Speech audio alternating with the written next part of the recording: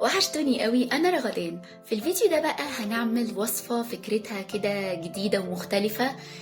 برضو استخدمت فيها عيش التورتيه.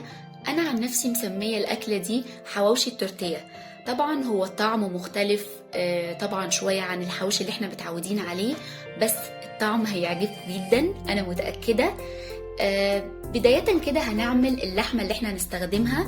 هي تقريبا عاملة زي اللحمة اللي بنعملها لما بنعمل الحواوشي العادي. استخدمت بصلتين وسط وفلفل حامي او عادي زي ما تحبوا، طماطمايه صغيرة متشال منها القشر، وهضربها في الكبة ضربات متقطعة عشان انا عايزاها ناعمة بس مش قوي، عايزاها قطع صغننة. هنحطها على اللحمة وبعدين هنحط بقى التوابل.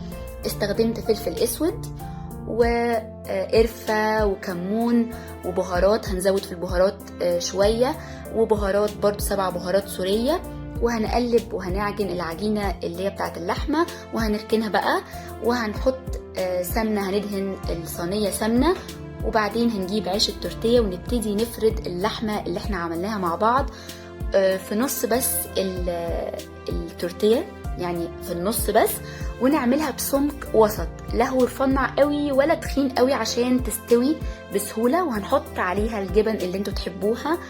انا حطيت جبنة تشيدر وجبنة موتزاريلا وحطيت عليها فلفل حامي، وهنحطها في الصينية اللي مدهونة سمنة. عملت واحدة تانية معاكم عشان تشوفوها. وعملت برضو من غير جبنة لو حابين تحطوا عليها هريسة اللي هي الشطة برضو ممكن تحطوا. وزي ما قلت لكم السمك يبقى وسط عشان تستوي.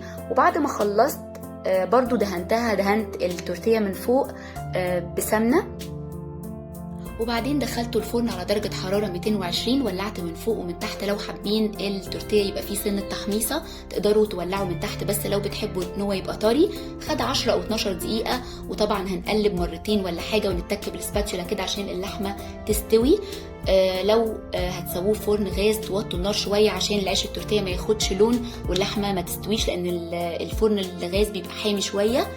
وده كان شكله بعد ما طلع، بجد يجنن. طعمه مختلف وجديد كده، هيعجبكم قوي لو جربتوه، انا متاكده وهتعملوه كتير.